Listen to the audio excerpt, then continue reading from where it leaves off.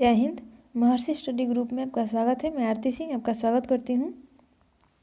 तो हम लोग 7th क्लास का एनसीईआरटी में हिस्ट्री का बुक पढ़ रहे थे। ठीक है, 7th क्लास का हिस्ट्री बुक, जिसमें हम लोग दूसरा चैप्टर पढ़ रहे थे। दूसरा चैप्टर में हम लोग कुछ पढ़ लिए थे और उससे आगे का इसमें पढ़ेंगे। तो हम लोग पढ़ लिए थे कि नए नए राज्यों के उदय में कन्नौज के लिए संघर्ष हो रहा था, जिसमें त्रिपक्षीय संघर्ष हो रहा था, जिसमें बंगाल के पाल शासक थे, फिर राष्ट्रकूट थे और गुर्जर प्रतिहार वंश के शासक थे। तीनों आपस में लड़ रहे थे कन्नौज के लिए, क्योंकि कन्नौज मध्य में पड़ता था। जिसका उस पर अधिकार हो जाता था वो पूरे भारत का लगभग शासक हो जाता था। ठीक है, तो वे तीनों आपस में लड़ते लड़ते इतने कमज़ोर हो गए थे कि जब बाहरी आक्रमण हुआ भारत पे तो वे आप अपनी रक्षा नहीं कर सके। ठीक है, तो जो बाहर से आक्रमण करने वाले थे उनमें से पहला था महमूद गजनवी। आक्रमणकारियों में पहला था महमूद गजनवी। तो महमूद गजनवी के बारे में हम लोग इसमें पढ़ेंगे। महमूद गजनवी ने आक्रमण किया तो वे अपनी रक्षा नहीं कर सके। ठीक है, तो अब महमूद गजनवी के बारे में पढ़ेंगे। गजनी आधुनिक अफ़गानिस्तान में स्थित एक छोटा सा राज्य था। ठीक है, गजनी जो था वो अफ़गानिस्तान में, आज के जो अफ़गानिस्तान है उसमें स्थित एक छोटा सा राज्य था।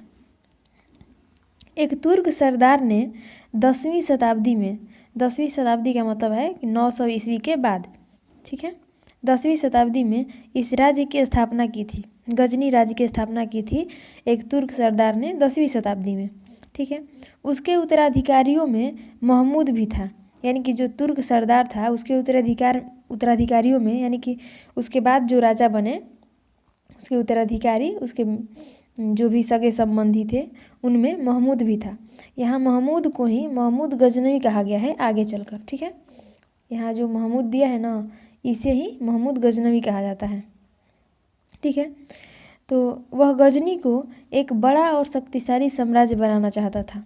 ठीक है, जो महमूद गजनवी था वह गजनी को एक बड़ा साम्राज्य और शक्तिशाली बनाना चाहता था।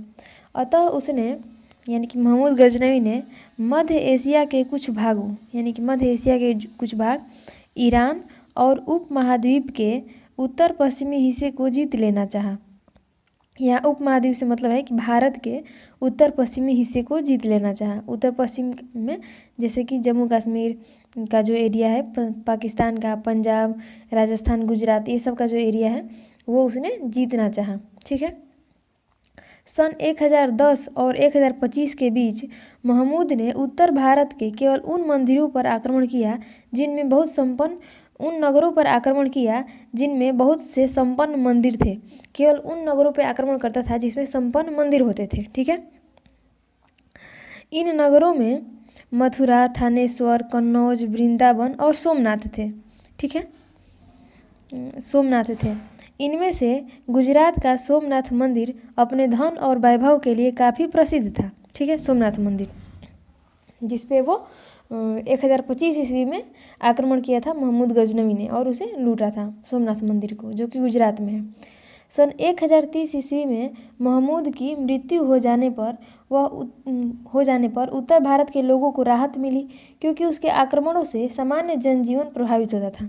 जब वहाँ लूटपाट होती थी तो सामान्य जनजीवन, जो आम जनता थी, आम लोग थे, उनका भी जीवन प्रभावित होता था।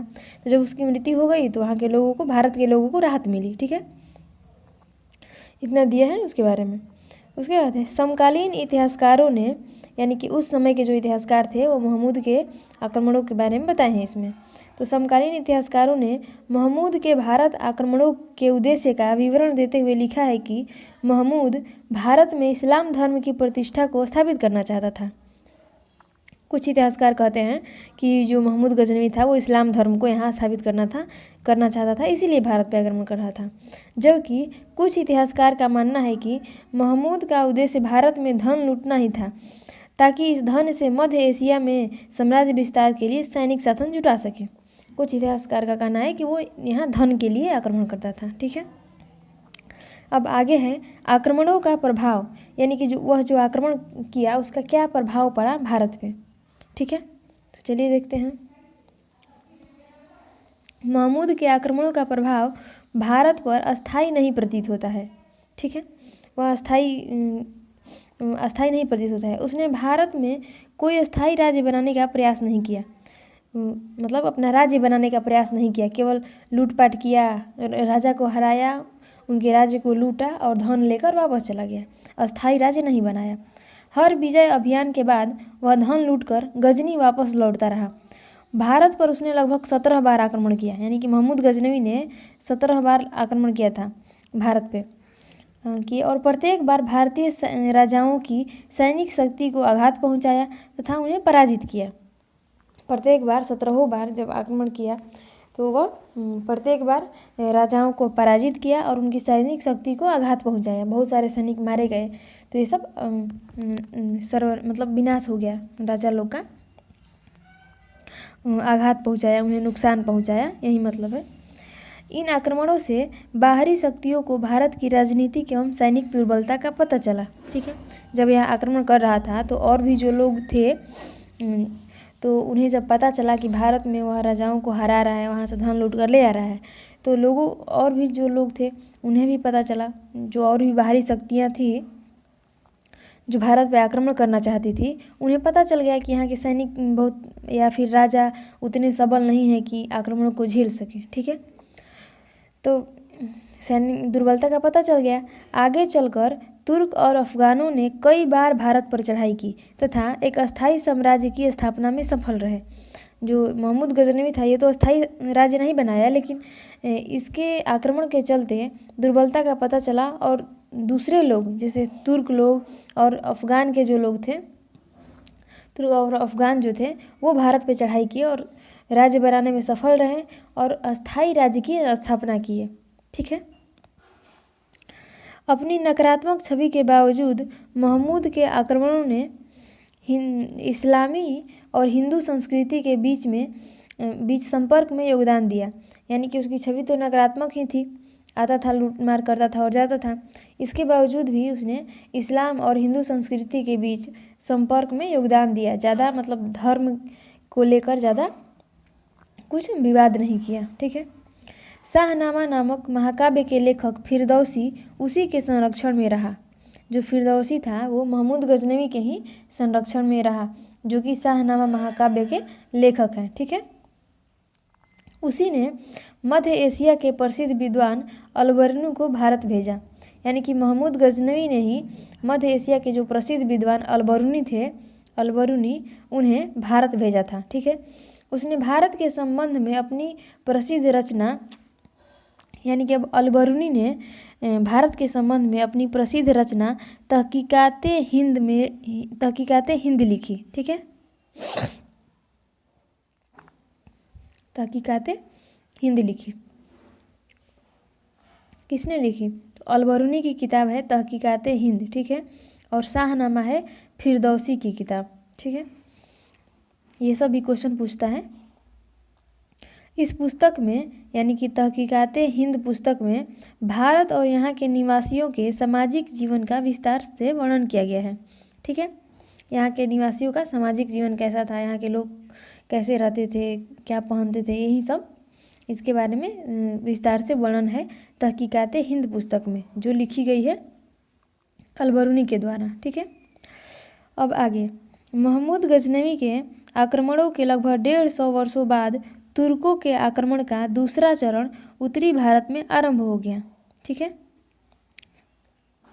अब 150 वर्षों के बाद, यानी कि 1010 से 1025 के बीच इसने आक्रमण किया, और इसके 150 वर्षों के बाद, यानी कि 1000 मतलब 1200 ईस्वी के करीब में तुर्कों के आक्रमण का दूसरा चरण उत्तरी भारत में आरंभ हो गया। पहले भी तुर्क आक्रमण किए थे, फिर दोबारा से आक्रमण करने लगे। ठीक है, इन आक्रमणों का नेतृत्व गौर के शासक मोहम्मद गौरी ने किया। जो तुर्क जो थे आक्रमण किए भारत पे, तो उनका नेतृत्व गौर के शासक मोहम्मद गौरी कर रहा था। ठीक है, तो मोहम्मद गौरी कहाँ का शासक था? गौर एक राज्य था, वहीं का शासक था। उसकी इच्छा केवल लूट मार करने की ही नहीं थी, बल्कि वह उत्तर भारत को भी जीतकर अपने राज्य में मिला लेना चाहता था। उत्तर भारत जैसे पाकिस्तान या फिर जम्मू कश्मीर, हिमाचल का एरिया, ये सब उत्तर भारत है, पंजाब हरियाणा ये सब उत्तर भारत के ही राज्य कहलाते हैं। तो इसे भी उस टाइम पे ये सब नाम नहीं थे, दूसरा दूसरा नाम था। प्रत्येक राजा की अपनी रियासत होती थी, तो उन्हें अपने राज्य में मिला लेना चाहता था जीतकर। मोहम्मद गौरी के अभियान बड़े व्यवस्थित होते थे। उसने यह महसूस किया कि मुल्तान और सिंध को केंद्र बनाकर भारत के भीतरी भाग को नहीं जीता जा सकता, अतः उसने विजय का केंद्र पंजाब को बनाया। यानी कि पंजाब में रहकर वो पहले पंजाब को जीता और फिर उसके अगल बगल के एरिया को जीतता था। ठीक है। पंजाब के विजय के फलस्वरूप उसके राज्य की सीमा अजमेर और दिल्ली के राजा पृथ्वीराज चौहान की राज्य की सीमा से स्पर्श करने लगी। ठीक है। जब वह पंजाब को जीत गया तो उसका राज्य बड़ा हो गया, तो उसके राज्य की सीमा जो है वो अजमेर से लेकर दिल्ली के पृथ्वीराज चौहान का जो राज्य था दिल्ली, वहाँ तक पहुँच गई। ठीक है। शुरू के क्वेश्चन में दिया है कि पृथ्वीराज चौहान कहाँ के राजा थे, तो उसका आंसर यहाँ हो जाएगा कि वो दिल्ली के राजा थे। पृथ्वीराज चौहान दिल्ली के राजा थे। ठीक है, यहाँ दिया है। ठीक है। अब आगे स्पर्श करने लगी। अब आगे दिया है कि 11 जब स्पर्श करने लगी सीमा, तो अब दिल्ली के करीब पहुंच गया था मोहम्मद गौरी।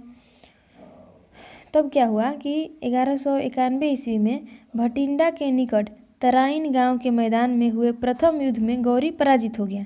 जब पृथ्वीराज चौहान के नज़दीक वो चला गया मोहम्मद गौरी, तब मोहम्मद गौरी से और पृथ्वीराज चौहान के बीच लड़ाई हुई तराइन के मैदान में।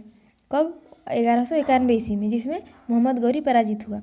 इस पराजय की परवाह किए बिना 1192 ईस्वी में तराइन के द्वितीय युद्ध में उसने पृथ्वीराज चौहान को पराजित कर दिया। फिर 1 साल बाद मोहम्मद गौरी ने दोबारा युद्ध किया, जिसमें उसने पृथ्वीराज चौहान को हरा दिया। तराइन की जीत ने उत्तरी भारत में तुर्की राज्य की स्थापना को लगभग निश्चित कर दिया। जब तराइन के युद्ध में जब मोहम्मद गौरी जीत गया, तब उसकी राज्य की स्थापना मतलब निश्चित हो गई कि अब वो भारत में अपना राज्य बना लेगा। ठीक है। गौरी के भारत पर आक्रमणों के दूरगामी परिणाम हुए।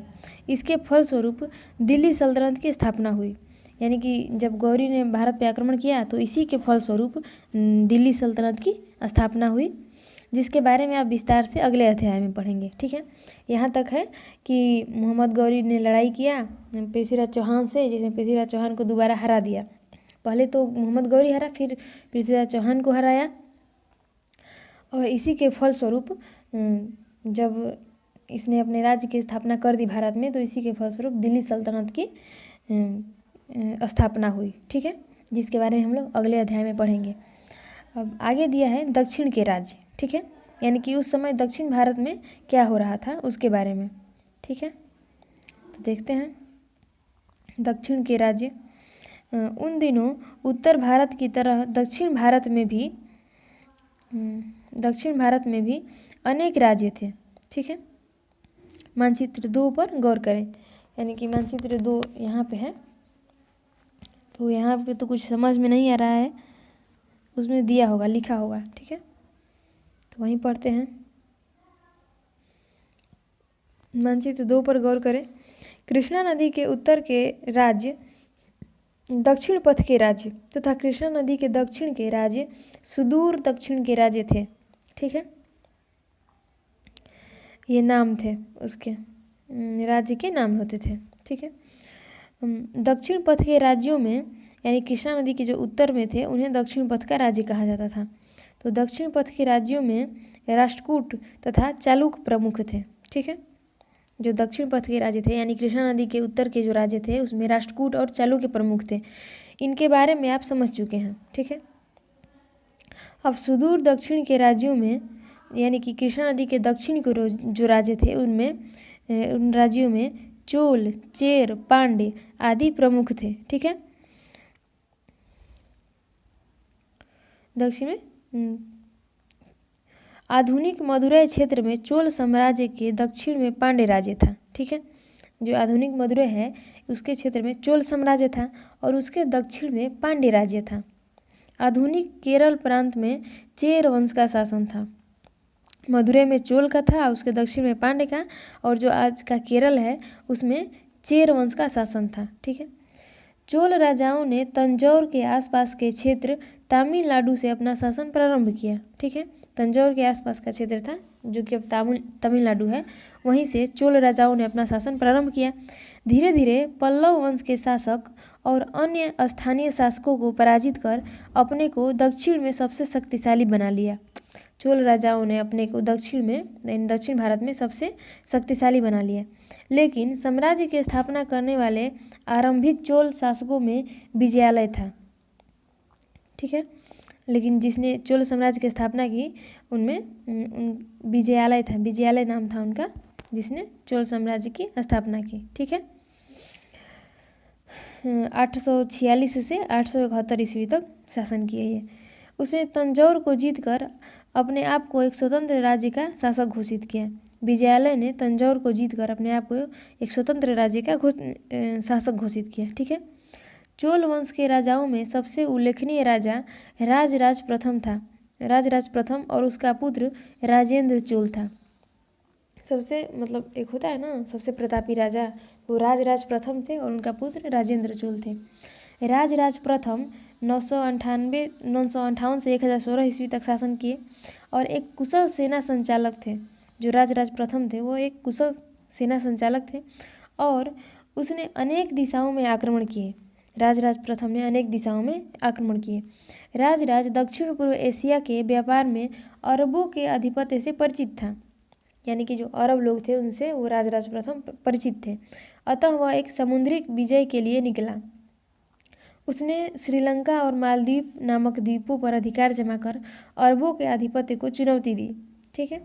यानी कि जो अरबों के अधिकार में होता था उसको वो चुनौती दिया। ठीक है। लड़ाई करने के लिए कि लड़ाई करके जीत लो, और उसने अधिकार तो कर ही लिया था श्रीलंका और मालदीव पे। ठीक है। राजराज का पुत्र राजेंद्र, जो कि 1014 से 1044 ईस्वी तक शासन किया, अपने पिता से भी ज़्यादा महत्वाकांक्षी था।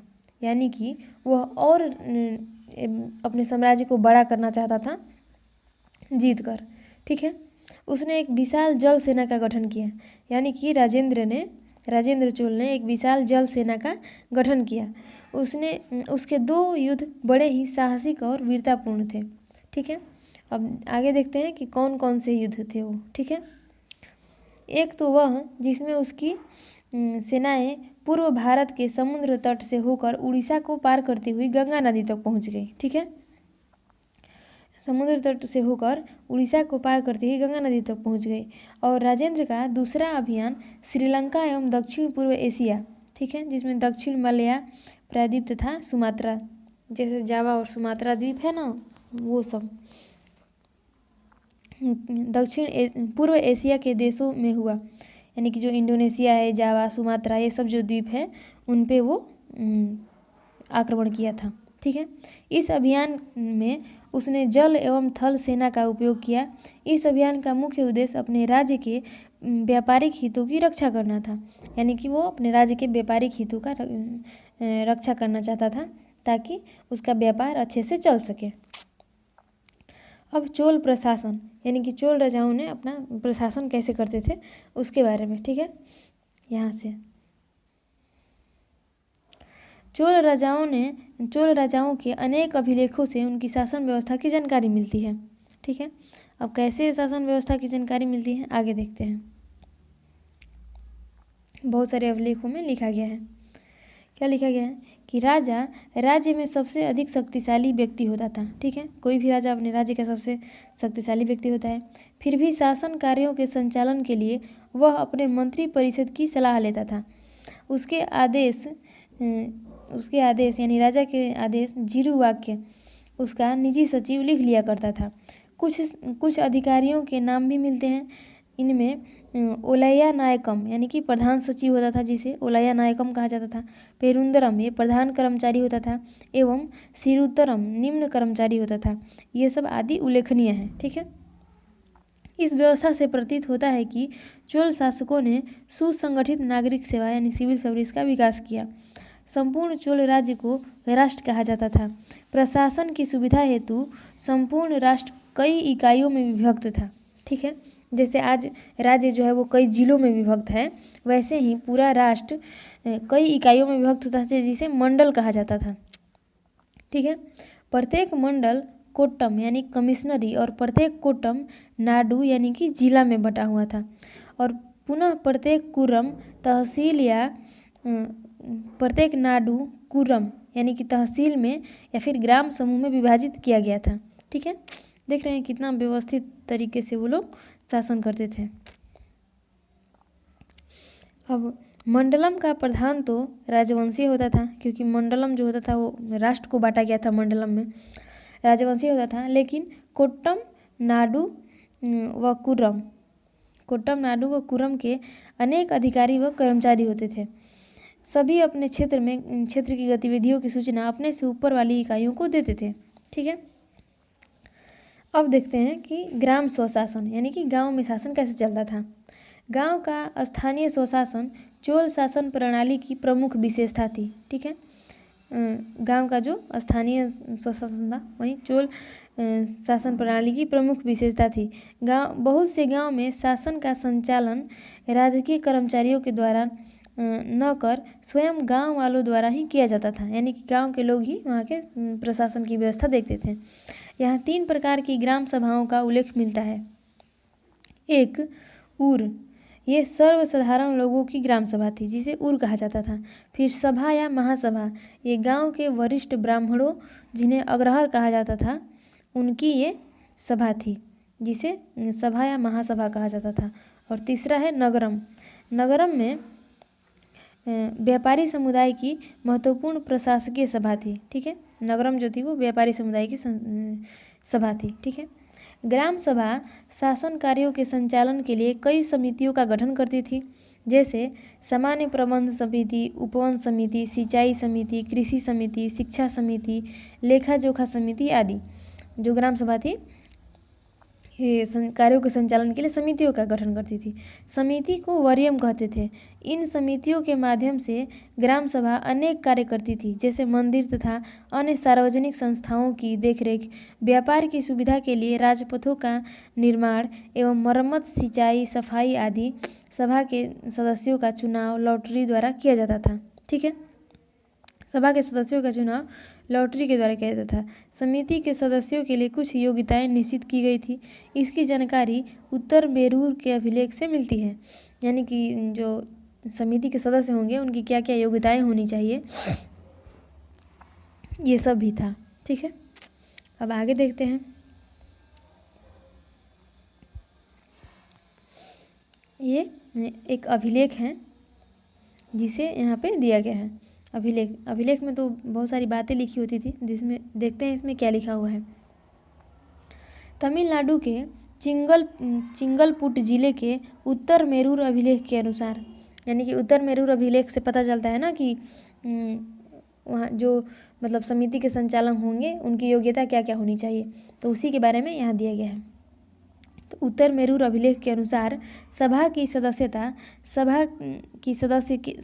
के लिए इच्छुक लोगों को ऐसी भूमि का स्वामी होना चाहिए जहाँ से भू राजस्व वसूला जाता है। ठीक है, उनके पास अपना घर होना चाहिए, उनकी उम्र 35 से 70 के बीच होनी चाहिए, उन्हें वेदों का ज्ञान होना चाहिए, उन्हें प्रशासनिक मामलों की अच्छी जानकारी होनी चाहिए और ईमानदार होना चाहिए। यदि कोई पिछले 3 सालों में किसी समिति का सदस्य रहा हो तो वह किसी और समिति का सदस्य नहीं बन सकता है। जिसने अपने या अपने संबंधियों के खातिर राजस्व जमा नहीं कराए हैं वह चुनाव नहीं लड़ सकता। ये सब योग्यताएं थी जो समिति के सदस्य बनने के लिए जरूरी थी। ठीक है, अब आगे देखते हैं। भव्य मंदिर, यहाँ से दिया है भव्य मंदिर, यानी कि मंदिरों का निर्माण के बारे में इसमें बताया गया है। ठीक है, अभी आपने चोल साम्राज्य एवं उसकी कुछ विशेषताओं को देखा। ठीक है, आप सोच रहे होंगे कि इस साम्राज्य के शासक अपना ज़्यादा समय युद्ध में ही बिताते होंगे, लेकिन चोल राजाओं द्वारा कई वैभवशाली और भव्य मंदिर बनाए गए, जिसमें तंजौर का बृहदेश्वर मंदिर एवं गंगईकोंडचोलपुरम के मंदिर प्रसिद्ध हैं। ठीक है, ये मंदिर स्थापत्य और मूर्तिकला की सुंदर प्रस्तुति है, यानी कि जो यहाँ पे दिखाया गया है तंजौर का बृहदेश्वर मंदिर जो चोल शासकों के द्वारा बनाया गया है। ठीक है, यहाँ दिया है, इनके बारे में हम विस्तृत रूप से इकाई 5 में पढ़ेंगे, यानी मंदिरों के बारे में हम लोग इकाई 5 में पढ़ेंगे। ठीक है। इन मंदिरों में पूजा पाठ के साथ साथ जीवन की अन्य गतिविधियाँ भी चलती थी। पूजा पाठ तो होता ही था, जीवन की अन्य गतिविधियाँ भी होती थी, जैसे शादी विवाह उत्सव ये सब भी। चोल शासकों के काल में राजाओं, व्यापारियों तथा अन्य लोगों द्वारा मंदिरों को काफ़ी मात्रा में सोना, चांदी एवं बहुमूल्य रत्नों के अतिरिक्त भूमि तथा ग्राम दान दिए जाने लगे। इससे मंदिर के कर्मचारियों, जैसे मंदिर के लिए काम करने वाले, जैसे पुरोहित, मालाकार, बावर्ची, मेहतर, संगीतकार, नर्तक आदि की संख्या में पर्याप्त वृद्धि हुई। ठीक है। इन कर्मचारियों को उनकी सेवा के बदले अनाज तथा बाद में भूमि भी दी जाने लगी। सेवा के लिए बदले में उन्हें अनाज दिया जाता था और बाद में भूमि भी दी जाने लगी। मंदिरों द्वारा भूमि हस्तांतरण करने के कारण मंदिर की आर्थिक व्यवस्था, जब मंदिरों के द्वारा भूमि हस्तांतरण किया जाने लगा तो जो मंदिर की आर्थिक व्यवस्था भी सामंती आर्थिक व्यवस्था में सामंती प्रवृत्तियों का समावेश होता गया। ठीक है। सामंती प्रवृत्ति आने लगी। ठीक है। सामंती प्रवृत्ति का मतलब है कि कैसे सामंत बनाते थे राजा, और समय समय पे वो सामंत काम आते थे। तो ऐसे ही जब मंदिर के द्वारा भूमि दान में दिया जाता था, तो जिसे दान में दिया जाता था वो समय समय पे अनाज लाकर मंदिर में दिया करता था। ठीक है। हस्तांतरित भूमि से अतिरिक्त कर की मांग से किसानों की परेशानी बढ़ी, यानी कि जो भूमि दान में दी गई थी उससे जो कर मांगा जाता था, अतिरिक्त कर मांगा जाता था कि और बढ़ाकर आप कर दीजिए। ठीक है। इससे किसानों की परेशानी बढ़ी। इसके साथ ही केंद्रीय सत्ता के कमज़ोर होने पर सामंती ढांचे की आर्थिक व्यवस्था और मजबूत हो गई। ठीक है। जब केंद्रीय सत्ता कमज़ोर होने लगी तो सामंती जो ढांचा था, यानी जो सामंत थे, उनकी आर्थिक व्यवस्था और मजबूत होती गई, कर ज़्यादा लेते थे। ठीक है। चोल राज्यों का मंदिर सामाजिक कार्यों का केंद्र होता था, केंद्र भी था, सामाजिक कार्य भी होते थे। उत्सवों और धार्मिक त्योहारों पर आसपास क्षेत्रों के लोगों के एकत्र होने का स्थान मंदिर ही था। मंदिर में ही ग्राम सभाएं अपनी बैठकें किया करती थी। मंदिर के प्रांगण में ही विद्यालय लगता था। आमतौर पर ब्राह्मण ही पढ़ते और पढ़ाते थे। इन्हीं विद्यालयों में पांडुलिपियाँ सुरक्षित रखी जाती थी। ठीक है। उन मंदिरों में ज़्यादातर ब्राह्मण ही पढ़ते और पढ़ाते थे और पांडुलिपियाँ वहाँ सुरक्षित रखी जाती थी। कृषि और सिंचाई। ठीक है। कृषि और सिंचाई उस समय कैसे होता था उसके बारे में बताया गया है। ठीक है।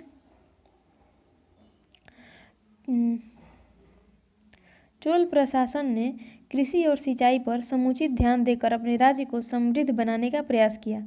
उस समय दक्षिण भारत में कृषि योग्य भूमि भी पर्याप्त मात्रा में उपलब्ध थी। इसके अतिरिक्त चोल सम्राटों ने जंगलों को साफ कर कृषि योग्य भूमि का पर्याप्त विस्तार किया। उस समय दक्षिण भारत में सिंचाई के प्राकृतिक साधनों का अभाव था। इस समस्या के समाधान के लिए सिंचाई के अन्य कृत्रिम साधनों पर काफ़ी ध्यान दिया गया, काफ़ी बल दिया गया। ठीक है। समकालीन स्रोतों से, यानी कि उस समय के जो स्रोत थे, उससे ज्ञात होता है कि सिंचाई के साधनों की रक्षा और विस्तार को पुण्य कार्य के रूप में देखा जाता था।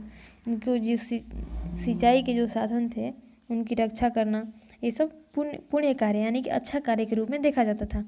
सिंचाई के लिए कई पद्धतियाँ अपनाई जाती थी। उस समय सिंचाई के लिए तालाब, जलाशय जिसमें जल द्वार हो, और कुओं का इस्तेमाल होता था। वर्षा के जल को बड़े बड़े तालाबों में एकत्र किया जाता था। तालाब के जल को खेतों तक पहुंचाने के लिए नहरों का निर्माण किया गया। ठीक है। चोल साम्राज्य में ही नहरों का निर्माण किया गया था। ठीक है। अब आगे देखते हैं क्या दिया है। यहाँ भी सिंचाई से ही संबंधित कुछ दिया है। चलिए देखते हैं क्या दिया है। अड़िकट शब्द तमिल के 2 शब्दों से मिलकर बना है। अरणी अर्थात बांध और कट्टू अर्थात निर्माण, यानी कि बांध निर्माण। चोल शासकों के समय कावेरी नदी पर बनाया गया महाअड़िकट कावेरी नदी के पानी को सिंचाई के लिए प्रयोग करने का प्रथम प्रयास था। कावेरी नदी पर बनाया गया है महाअड़िकट, यानी बांध। बड़ी सिंचाई योजनाओं के लिए बांध और अड़िकट भी होते जो राज्य के नियंत्रण में थे। जो यानी कि बांध और अड़िकट होते थे वो राज्य के नियंत्रण में होते थे। अब जरा गौर करें कि सिंचाई के कार्यों में योजना की ज़रूरत होती है, जैसे श्रम संसाधनों को व्यवस्थित करना। इस पर ध्यान देना कि पानी का बंटवारा कैसे हो। ठीक है। ज़्यादातर शासकों एवं गांव में रहने वाले लोगों ने इन गतिविधियों में सक्रिय रूप से दिलचस्पी दिखाई। तालाबों की देखरेख करना ग्राम सभाओं का एक महत्वपूर्ण कार्य था। ठीक है। यहाँ से चोल वंश खत्म हो गया। अब यहाँ पे दिया है पाल वंश के बारे में। ठीक है। पाल वंश, यहाँ से पाल वंश के बारे में दिया गया है। ठीक है। जैसा कि आपने देखा कि 8वीं शताब्दी के मध्य पूर्वी भारत यानी कि बिहार एवं बंगाल में पाल वंश का उदय हुआ। ठीक है। पाल वंश का उदय हुआ। इस वंश का संस्थापक गोपाल था, जिसका चयन स्वयं वहाँ की जनता ने किया था। यानी कि पाल वंश का संस्थापक गोपाल था, जिसका चयन वहाँ की जनता ने किया था। बिहार एवं बंगाल की जो जनता थी उन्हीं लोगों ने किया था।